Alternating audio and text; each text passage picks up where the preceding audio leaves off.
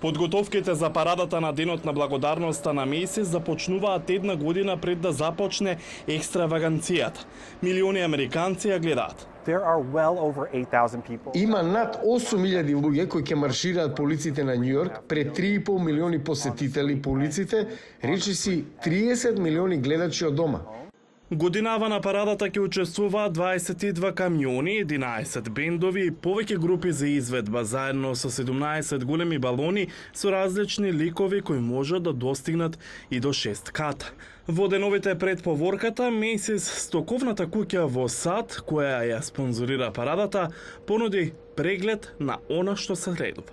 We're ushering in the holidays. Ова е почеток на сезоната на празници.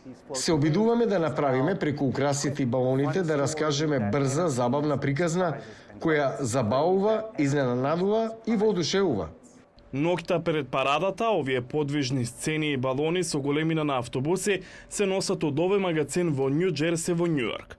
Спектаклот датира од пред 100 години. Првата парада на Денот на благодарноста, Мейси, започна во 1924 година. Од тогаш стана американска традиција и овозможува на стоковната куќа да го прикачи своето име на еден од најголемите празници во САД во годината. There's not a lot of things in American culture that last that long. Нема многу работи во американската култура што траат толку долго. Во оваа ера на дигитална комуникација и маркетинг има нешто многу популарно во парадата кое е прифатено кај купувачите.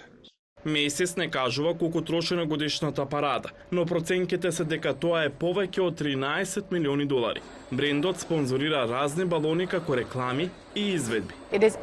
Тоа е наш подарок за Њу Јорк и за државата. Како и за секој подарок, цената не е важна.